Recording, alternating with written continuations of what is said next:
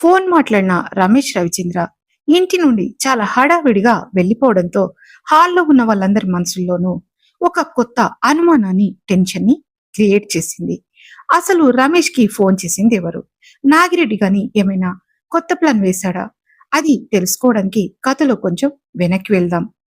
విజయ్ ఆ చైన్ ని చేతిలోకి తీసుకుని కళ్ళల్లో నీళ్లు తిరగడంతో పాటు వాయిస్ వణుకుతుండగా, చెప్తాను స్వప్ని, ఆ రోజు గుర్తొస్తే ఇప్పటికీ నా గుండె ఆగిపోయినంత పని అవుతుంది. రాజ్ని నువ్వు స్కూల్లో జాయిన్ చేసిన వారం రోజులకే ఆకాష్ గడి మనుషులు వాడిని స్కూల్ బస్సు నుండి కిందకి లాగి కిడ్నాప్ చేశారు. ఆ న్యూస్ ఇక్కడికి రాగానే నా మైండ్ పూర్తిగా బ్లాక్ అయిపోయింది. ఇక్కడ ప్యారిస్ లో ఈ రూమ్ లో ఉన్న సామాన్లన్నింటినీ పిచ్చివాడిలా పగలగొట్టాను. నా కొడుకు ప్రాణాల కోసం నరకం చూశాను స్వప్ని ఇక్కడ అని అంటాడు విజయ్. ఆ మాటలకు స్వప్నిక గుండె ఆగినంత పనయ్యి విజయ్ షర్ట్ పట్టుకుని, రాజ్ కిడ్నాప్ అయితే నువ్వు సేవ్ చేశావా? మరి మరి వాడు మా దగ్గరికి ఎలా వచ్చాడు విజయ్? నువ్వు ఇక్కడ ఉండి ఎలా సేవ్ చేశావు అని ఆశ్చర్యంగా అంటుంది. విజయ్ ఆమె చేతులు పట్టుకుని కళ్ళల్లో భయంకరమైన ఇంటెన్సిటీతో చూస్తూ, నేను డైరెక్ట్ గా వస్తే నా పాత రూపం బయటపడి మీ ఇద్దరి ప్రాణాలకే ముప్పొచ్చేది. అయినా ఆ టైంలో నేను ఎక్కడికి రాలేని పరిస్థితి. అందుకే నాలోని విక్రమ్ రాయ్ మైండ్ గేమ్ ఆడాడు. వెంటనే స్మిత్ సార్తో, నా కొడుకు చనిపోతే నేను బతుకును సార్, నన్ను విక్రమ్ రాయ్గా మర్చిపోండి అని బాధపడ్డాను నేను. నా ఆరాటం చూసి స్మిత్ సార్ కదిలిపోయారు. వెంటనే ఇండియాలోని తన అండర్ కవర్ ఇంటర్పోల్ ఫోర్సెస్ ని రంగంలోకి దింపారు. నేనే ఇక్కడ నుండి ఆ కిడ్నాపర్స్ లొకేషన్ ని ట్రాక్ చేసి స్మిత్ సార్ కి ఇచ్చాను. స్మిత్ సార్ మనుషులు ఆ కిడ్నాపర్ స్థావరంపై అటాక్ చేసి వాళ్ళని కుక్కల్ని కొట్టినట్టు కొట్టి నా కొడుకుని ఇండైరెక్ట్ గా కాపాడి ఏమీ తెలియనట్టు మళ్ళీ నీ ఓడిలోకి చేర్చారు స్వప్ని అని ఆనాటి ఇన్సిడెంట్ గుర్తు చేసుకుంటాడు విజయ్. స్వప్నిక ఏడుస్తూ మోకాళ్ళ మీద కింద కూర్చుండిపోతుంటే విజయ్ ఆమెను పట్టుకుంటాడు. ఆ రోజు రాజ్ కిడ్నాప్ అవ్వడం మళ్ళీ దొరకడం వెనుక ఇంత పెద్ద కథ ఉందా విజయ్? ఆ ఆకాష్ నాతో ఫ్రెండ్లీగా ఉన్నాడనుకున్నాను. వాడు దొరికినప్పటి నుండి భయంతో నేను వాడిని స్కూల్ కి పంపకుండా ఇంట్లోనే బంధించాను విజయ్. ఎంత నరకం అనుభవించామో మేము అని అంటుంది స్వప్నిక ఏడుస్తూ. విజయ్ ఆమెను గట్టిగా పైకి లేపి తన గుండెలకు హత్తుకుని ఆమె వెన్ను నిమురుతూ, నాకు తెలుసు స్వప్ని, ఆ కిడ్నాపర్స్ ని స్మిత్ సార్ మనుషులు చంపుతుంటే ఇక్కడి నుండి ఫోన్లో ఆ శబ్దాలు వింటూ నా కొడుకు ఏడుపు విన్నాను స్వప్ని నేను. ఆ రోజు నుండి వాడిని నువ్వు స్కూల్ కి పంపకుండా ఇంట్లోని హోమ్ ట్యూషన్ పెట్టి చదివిస్తున్నావని ప్రతి విషయము నాకు తెలుసు. ఒక తండ్రిగా నా కొడుకు ఏడుస్తుంటే వెళ్ళి వాడిని ఎత్తుకోలేని ఆసక్తత నాది. ఆ నాలుగు గోడల మధ్య వాడు పడుతున్న నరకం చూసి నేను ఇక్కడ రక్తంతో కన్నీరు కార్చాను స్వప్ని. ఈ విక్రమరాయ్ గుండె గట్టకట్టుకుపోవడానికి కూడా కారణం నా కళ్ళ ముందే నా కొడుకు కిడ్నాప్ అయినా నేను నేరుగా వెళ్లి వాడిని కాపాడలేకపోయానన్న నా చేతకంతనమే అని బాధగా అంటాడు విజయ్. ఆ మాటలు విన్న తర్వాత ఒక నిమిషం పాటు సైలెంట్ గా ఉన్న స్వప్నిక, విజయ్ నాకు ఒక డౌట్, నువ్వు మాకు దూరం అయ్యాక గడిచిన ఆ 3 సంవత్సరాలుగా మన ఫ్యామిలీ పైన ఎలాంటి శత్రువులు అటాక్ చేయలేదు, అంత నార్మల్ గానే ఉంది కదా, మరి ఒక్కసారిగా 3వ సంవత్సరం రాజ్ని ఎందుకు కిడ్నాప్ చేశారు విజయ్? అసలు అప్పటి వరకు ప్రశాంతంగా ఉన్న మా మీద ఆ రోజే ఎందుకు అటాక్ జరిగింది అని అనుమానంగా అడుగుతుంది. ఒక చిన్న నవ్వు నవ్వి ఆమె భుజాల మీద చేతులు వేసి, ఎందుకంటే నీ పక్కనే ఒక నమ్మక ద్రోహి ఉన్నాడు స్వప్ని. నువ్వు బెస్ట్ ఫ్రెండ్ అనుకుంటున్నా ఆ ఆకాష్ మన అసలైన శత్రువు. నేను నీకు దూరం అయ్యాక వాడు నీకు దగ్గర అవడానికి రకరకాలుగా ట్రై చేస్తూ నీ పక్కనే తిరిగాడు. నిన్ను పూర్తిగా సొంతం చేసుకోవాలని అనుకున్నాడు. అందుకే మొదట్లో రాజ్ బతికుంటే నువ్వు నన్ను మర్చిపోవని వాడిని చంపడానికి కూడా ప్లాన్ చేసి ఫెయిల్ అయ్యాడు. వాడు తప్ప, ఆ ఆకాష్ గాడు తప్ప మన మీద అటాక్ చేసేవాడు ఇంకెవడూ లేడు, సింపుల్ అని అంటాడు విజయ్. ఒక్కసారిగా షాక్ అవుతూ, ఆకాశ నిజమే, వాడు ఎంతకైనా దిగజారుతాడు. అంత నీచమైన వాడైనా అప్పటి వరకు ఊరుకున్నవాడు ఆ రోజే ఎందుకు రాజ్ని కిడ్నాప్ చేయించాడు అని మళ్ళీ అడుగుతుంది స్వప్నిక. ఎందుకంటే రాజ్ థర్డ్ బర్త్డే రోజున మీ నాన్న అమరేందర్ మీ నాన్న అయిన అమరేందర్ మామయ్య తన ఆస్తిలో సగభాగం మనవడి పేరు మీదకి మార్చారు కదా.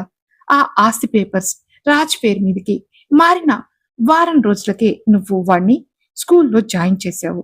రాజ్ పేరు మీదకి అంత ఆస్తి వచ్చేసరికి ఆకాష్ గాడు ఎలాగైనా రాజ్ని కిడ్నాప్ చేసి బ్లాక్ మెయిల్ చేసి ఆ ఆస్తి మొత్తాన్ని నిన్ను ఇద్దరిని ఒకేసారి దక్కించుకోవాలని నాగిరెడ్డి చెప్పిన ప్రకారం తన మనుషులతో ఆ కిడ్నాప్ చేయించాడు ఆకాష్ అని అంటాడు విజయ్. కోపంతో ఒళ్ళు వణుకుతుండగా, ఎంత దుర్మార్గుడు వాడు, మేము వాడిని ఎంత నమ్మాం విజయ్.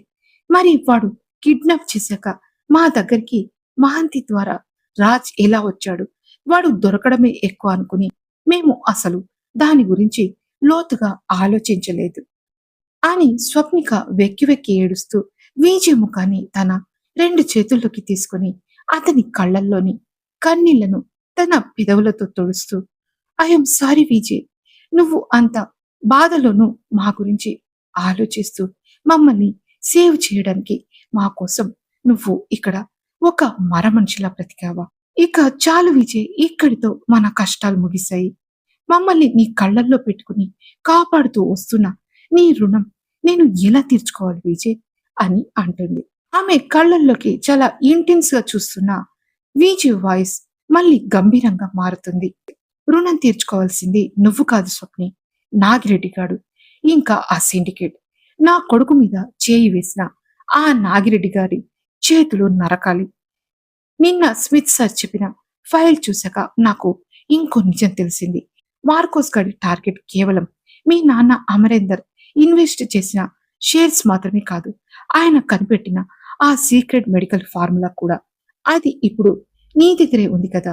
అందుకే మార్కోస్ గాడు భరత్ గారిని అటాక్ చేయించడానికి పంపించాడు. వాడు మనల్ని ఏమీ చేయలేకపోయాడు. మనం రేపే ఇండియా వెళ్ళాలి, వాళ్ళ ఆట కట్టించాలి అని అంటాడు విజయ్. కళ్ళల్లో కసితో విజయ్ చేయి గట్టిగా పట్టుకుని, పద విజయ్, ఇండియా వెళ్దాం. నా తండ్రి కనిపెట్టిన దేశానికి ఉపయోగపడే ఆ ఫార్ములాని, నా భర్త ప్రాణాన్ని, నా కొడుకు భవిష్యత్తుని ఎలా కాపాడుకోవాలో ఈ స్వప్నికకి బాగా తెలుసు. నీ పక్కన నేను నీ నీడలా నిలబడతాను అని అంటుంది స్వప్నిక. ఆ సీక్రెట్ ప్లాట్ లో ఆ ఇద్దరి మధ్య ఇప్పుడు కేవలం ప్రేమ మాత్రమే కాదు, తన కొడుకును కిడ్నాప్ చేసిన నాగిరెడ్డిపై, తన ఫ్యామిలీని టార్గెట్ చేసిన సిండికేట్ మార్కోస్ పై పూర్తిగా ప్రతీకారం తీర్చుకోవాలని ఒక భయంకరమైన కసి తోడవుతుంది. విజయ్ ఆ సీక్రెట్ రూమ్ కి లాక్ చేసి బయటకొస్తాడు. ఆ సీక్రెట్ ఫ్లాట్ లో విజయ్ పడిన మానసిక వేదనను తెలుసుకున్నాక స్వప్నిక మనసు పూర్తిగా భారమైపోతుంది. కారులో తిరిగి వస్తున్నంతసేపు ఆమె ఏమీ మాట్లాడటం లేదు. కేవలం విజయ్ చేయిని తన రెండు చేతులతో గట్టిగా పట్టుకుని అతని భుజంపై తల వాల్చేస్తుంది. అది ప్యారిస్ రాత్రి. ఐఫిల్ టవర్ వేల దీపాల వెలుగులతో ఒక బంగారు శిల్పంలా మెరిసిపోతుంది. చల్లటి ప్యారిస్ గాలి ఒంటిని తాకుతుంటే విజయ్, స్వప్నిక ఇద్దరు ఆ టవర్ కి కాస్త దూరంగా ఎవరు లేని ఒక నిశ్శబ్దమైన లాన్ లో నిలబడి ఉంటారు. గాలి వేగానికి స్వప్నిక చుట్టూ రెక్కలు విప్పుకున్నట్టు ఆమె ముఖంపై పడుతూ ఉంటే చలికి ఆమె పెదవులు కాస్త వణుకుతూ ఉంటాయి. అది చూసి విజయ్ ఒక అడుగు ముందుకు వేసి తన వెచ్చని కోట్ లోపలికి స్వప్నికను లాక్కుంటాడు. ఆ క్షణంలో ఒకరి ఊపిరి ఒకరికి తాకుతూ ఉంది. ఆ వెలుగులో విజయ్ కళ్ళు స్వప్నిక కళ్ళల్లోకి చాలా లోతుగా చూస్తాయి. ఆ చూపుల్లో ఇన్ని రోజులుగా కోల్పోయిన ప్రేమ, అనుభవించిన నరకం అన్ని ఒకేసారి కదులుతాయి, ఒకేసారి కదులుతాయి. స్వప్నిక తన రెండు చేతుల్ని విజయ్ ఛాతిపై ఆనించి వణుకుతున్న కళ్ళతో అతని వైపు చూస్తుంది. ఆ రెండు జతల కళ్ళు అలా కలిసిపోయినప్పుడు ప్రపంచం మొత్తం నిశ్శబ్దమైపోతుంది. కేవలం వాళ్ళ గుండెల చప్పుడు మాత్రమే వాళ్ళకి వినిపిస్తుంది. స్వప్నిక చలిలో విజయ్ గుండె వెచ్చతనాన్ని అనుభవిస్తూ వాయిస్ లో విపరీతమైన ప్రేమను నింపుకుని, విజయ్, నీ కళ్ళల్లో ఎప్పుడు లేనంత కసి, ప్రేమ కనిపిస్తున్నాయి. నన్ను ఏం చేయాలనిపిస్తుంది నీకు అని మెల్లిగా అడుగుతుంది స్వప్నిక. విజయ్ ఆమె నడుము చుట్టూ ఉన్న తన తన చేయి పట్టును ఇంకాస్త బిగిస్తూ ఆమె ముఖాన్ని తన వైపు తిప్పుకుని చాలా లో గొంతుకతో, ఈ గట్టగట్టుకుపోయిన గుండెలో మళ్ళీ ప్రేమ పుట్టేది నీ సమక్షంలోనే స్వప్ని. ఈ రాత్రి ఈ ఐఫిల్ టవర్ సాక్షిగా నీ ఊపిరిలో ఊపిరినై, నీ ప్రాణంలో ప్రాణంగా నిన్ను పూర్తిగా నాలో దాచుకోవాలనిపిస్తుంది అని అంటూ ఆ మాట పూర్తి కాకముందే విజయ్ తన ముఖాన్ని స్వప్నిక ముఖానికి చాలా దగ్గరగా తీసుకొస్తాడు. ఆ చల్లని గాలిలో వాళ్ళ ఇద్దరి పెదవుల మధ్య దూరం పూర్తిగా చెరిగిపోతుంది. స్వప్ని, ఇక్కడ ఉన్నన్ని రోజులు నిన్ను తాకని నా పెదవులు శవంలా పడి ఉన్నాయి. నీ పెదవుల అమృతాన్ని ఎంత తాగినా నా దాహం తనివి తీరదు. నాలోని విక్రమరాయ్ ముసుగుని పూర్తిగా నీ పెదవుల తడితో తుడిచేసే అని మళ్ళీ 4 పెదవులు 2గా మారిపోతాయి. మొదట చాలా సున్నితంగా మొదలైన ఆ స్పర్శ, ఆ ముద్దు మరుక్షణమే ఇంటెన్సిటీని పెంచుకుంటుంది.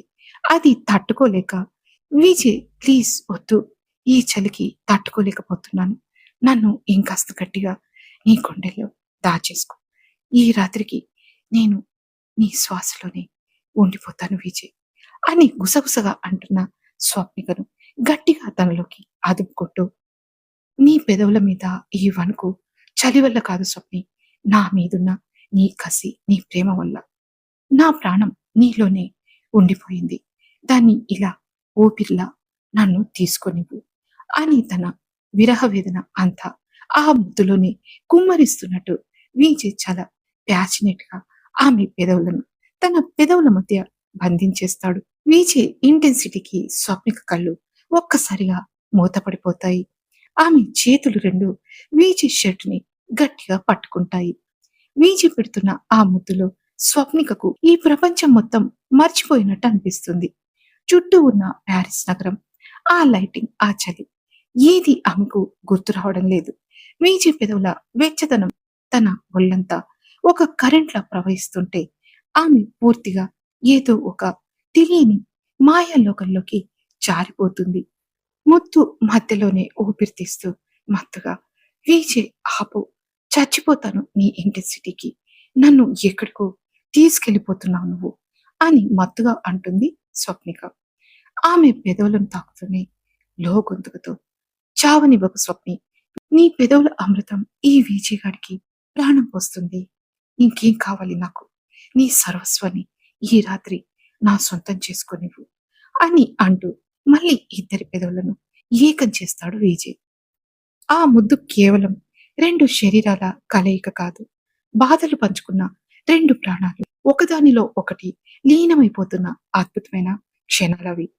విజయ్ ఆ పెదవుల మదిరిమను ఏమాత్రం వదలకుండా ఇంకాస్త లోతుగా ఆ ముద్దును కొనసాగిస్తూనే ఉంటాడు. స్వప్నిక తన కాలి వేలపై పైకి లేచి విజయ్ ముద్దుకు పూర్తిగా లొంగిపోతుంది. ఆ ప్యారిస్ రాత్రి సాక్షిగా వాళ్ళిద్దరి శ్వాసల వేగం, పెదవుల ఘర్షణ ఆ చలిని కూడా ఆవిరి చేసేంత బోల్డ్ గా, ఎమోషనల్ గా సాగుతుంది. ఎంతసేపు అలా ఉండిపోయారో వాళ్ళకే తెలియదు. చివరికి విజయ్ నెమ్మదిగా ఆమె పెదవులను విడిచిపెట్టి శ్వాస పీల్చుకుంటూ ఆమె నుదుటిపై తన పెదవులను ఆనిస్తాడు. స్వప్నిక ఇంకా ఆ లోకం నుండి బయటకు రాకుండా విజయ్ ఛాతిపై వాలిపోతూ ఊపిరి గట్టిగా పీల్చుకుంటూ, విజయ్ నన్ను ఎక్కడికో తీసుకెళ్ళావు నువ్వు, ఈ ముద్దుతో నా ప్రాణాన్ని నీతో పాటు లాగేసుకుంటున్నావు అని మైమరపుగా అంటుంది. విజయ్ ఆమె జుట్టును వెనక్కి నెడుతూ గంభీరంగా నవ్వి, ఈ ప్రాణం ఎప్పుడూ నీదే స్వప్ని, రేపు ఇండియా వెళ్లేలోపు ఈ ప్యారిస్ రాత్రి మనల్ని ఎప్పటికీ మర్చిపోకూడదు అని అంటూ మళ్ళీ స్వప్నికను గట్టిగా హక్ చేసుకుని ఐఫిల్ టవర్ వైపు చూస్తాడు. ఆ వెలుగుల సాక్షిగా వాళ్ళ ప్రేమ గెలిచింది, కానీ ఇండియాలో వీళ్ళ కోసం ఎదురు చూస్తున్న శత్రువుల అంతానికి ఆ ప్రేమ ఇప్పుడు ఒక భయంకరమైన ఆయుధంగా మారబోతుంది. అతని ఛాతిపై వాలిపోతూ, నువ్వు నా పక్కన ఉంటే నాకేం భయం లేదు విజయ్, ఆ నాగిరెడ్డి గాడు కాదు, ఆ మార్కోస్ గాడు వచ్చినా నిన్ను నన్ను విడదీయలేరు, మన కొడుకుని, మన ప్రేమని మనం కాపాడుకుందాం అని అంటుంది స్వప్నిక. రేపు ఇండియాలో అడుగు పెట్టేది నీ విజయ్లా కాదు స్వప్ని, నా ఫ్యామిలీ జోలికి వచ్చిన శత్రువుల గుండెలో వణుకు పుట్టించే విక్రమ్ రాయ్ ఎవరిని వదిలిపెట్టాడు అని అన్న అతని పెదవులని ఇప్పుడు మరింత ఇష్టంగా తన పెదవులతో పెనవేస్తుంది స్వప్నిక. ఆమె నుండి ప్రతిగా తనకు రెస్పాన్స్ రావడంతో మరికొద్దిసేపు ఆ తేనెలూరు పెదవులను ముద్దాడి ఆమెను తన రెండు చేతులతో ఎత్తుకుని కారు దగ్గరికి వెళ్తూ స్వప్నికను తన రెండు చేతులతో ఎత్తుకుని ఐ వాంట్ యు బ్యాడ్లీ స్వప్ని అంటూ కారులో కూర్చోబెట్టిన విజయ్ డ్రైవింగ్ సీట్ వైపు వెళ్తాడు. ఉదయం పూట ఇక్కడ రవిచంద్ర మ్యాన్షన్ చాలా ప్రశాంతంగా ఉంది. హాల్లో అమరేందర్ గారు, కృష్ణమూర్తి గారు కూర్చుని కాఫీ తాగుతూ మాట్లాడుకుంటుంటారు. కిచెన్ లో రవలి, మల్లిక ఇద్దరు బ్రేక్ఫాస్ట్ ప్రిపేర్ చేస్తున్నారు. సరిగ్గా అదే టైంకి హాల్లోకి వచ్చిన రమేష్ రవిచంద్ర ఫోన్ ఒక్కసారిగా రింగ్ అవుతుంది. స్క్రీన్ పై ఉన్న నంబర్ చూసి ఆయన కాస్త కంగారు పడుతూ చుట్టూ ఒకసారి చూసి ఫోన్ లిఫ్ట్ చేస్తారు. లో గొంతుకుతో కాస్త కంగారు పడుతూ హలో, ఆహా చెప్పండి, అవునా, ఓకే ఓకే, ఒక అరగంటలో నేను మీ ముందుంటాను అని రమేష్ రవిచంద్ర ముక్తసరిగా మాట్లాడి ఫోన్ కట్ చేస్తాడు. అతని ముఖంలో ఏదో తెలియని హడావుడి, టెన్షన్ స్పష్టంగా కనిపిస్తున్నాయి. డైనింగ్ టేబుల్ దగ్గర కూడా వెళ్లకుండా సోఫాపై ఉన్న తన కోట్ ని, టీపై పై ఉన్న తన కార్ కీస్ తీసుకుని విసవిస బయటకు వెళ్ళడానికి చూస్తాడు రమేష్ రవిచంద్ర. కిచెన్ నుండి ప్లేట్ పట్టుకుని వస్తున్న రవళి ఆయన హడావిడి చూసి కంగారు పడుతూ ఏంటి రామి, బ్రేక్ఫాస్ట్ చేయకుండా ఎక్కడికి అంత తొందరగా వెళ్తున్నారు? అసలు ఎందుక తొందర? కూర్చోండి కదా, టిఫిన్ తినెళ్ళొచ్చుగా అని అంటుంది. రమేష్ రవిచంద్ర వెనక్కి తిరిగి రవళి వైపు చూడకుండానే సర్దుకుంటూ వద్దు రవళి, అసలు టైం లేదు, కొంచెం అర్జెంటుగా బయట ఒక ఇంపార్టెంట్ క్లయింట్ ని కలవాలి, అతను ఆల్రెడీ వెయిట్ చేస్తున్నాడు, నేను వెళ్ళాలి అని అంటాడు. ఆయన వెళ్ళబోతుంటే కిచెన్ల నుండి కాఫీ కప్పు పట్టుకుని మల్లిక బయటకొస్తుంది. అన్నయ్య టెన్షన్ చూసి ఆమె కూడా కంగారు పడుతూ అన్నయ్య టిఫిన్ వద్దు సరే కాని కనీసం ఈ కాఫీ అయినా తాగి వెళ్ళు, ఎందుకంత టెన్షన్ పడుతున్నావు అని అంటుంది. రమేష్ రవిచంద్ర మల్లిక చేతులని కాఫీ కప్పు చూసి వద్దన్నట్టు చెయ్యుపుతూ వద్దు మళ్ళీ, ఇప్పుడు అసలు నాకు ఏమీ వద్దు, నేను తొందరగానే వచ్చేస్తానులే, మీరేం కంగారు పడకండి అని అంటాడు.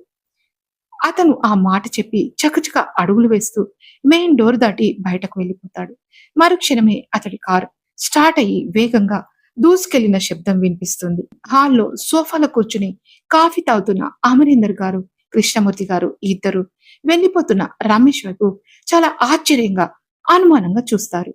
కృష్ణమూర్తి గారు కాఫీ కప్పు టేబుల్ మీద పెట్టి అమరీందర్ గారి వైపు తిరిగి అమర్ ఏంటివాడు, ఎప్పుడూ లేనిది ఈ రోజు ఎందుకంత తొందరపడుతున్నాడు, అసలు పొద్దున్నే అంత అర్జెంటుగా ఎక్కడికి వెళ్తున్నాడు వాడు అని ఆశ్చర్యంగా అడుగుతారు. అమరేందర్ ముఖంలో కూడా విపరీతమైన అయోమయం, ఆలోచన కనిపిస్తుండగా గొంతు సవరించుకుని నాకు కూడా ఏం అర్థం కావడం లేదు మామయ్య గారు, వాడు ఎక్కడికి వెళ్తున్నాడో నాకు అసలు తెలియదు, ఈ మధ్య వాడి ప్రవర్తన కూడా ఏదో తేడాగా అనిపిస్తుంది అని అంటాడు. రమేష్ రవిచంద్ర అలా హడావుడిగా వెళ్లడం హాల్లో ఉన్న వాళ్ళందరి మనసుల్లోనూ ఒక కొత్త అనుమానాన్ని, టెన్షన్ ని క్రియేట్ చేస్తాయి. అసలు రమేష్ కి ఫోన్ చేసింది ఎవరు? అతడు అంత అర్జెంట్ గా కలవడానికి వెళ్తున్న ఆ క్లయింట్ ఎవరు? బ్యాక్గ్రౌండ్ లో నాగిరెడ్డి గాని ఏమైనా కొత్త ప్లాన్ వేశాడా? తెలుసుకోవడానికి వెంటనే సబ్స్క్రైబ్ చేసుకోండి. ఈ స్టోరీ విన్న వెంటనే లైక్ చేసి కామెంట్ పెట్టండి. Thank you so much.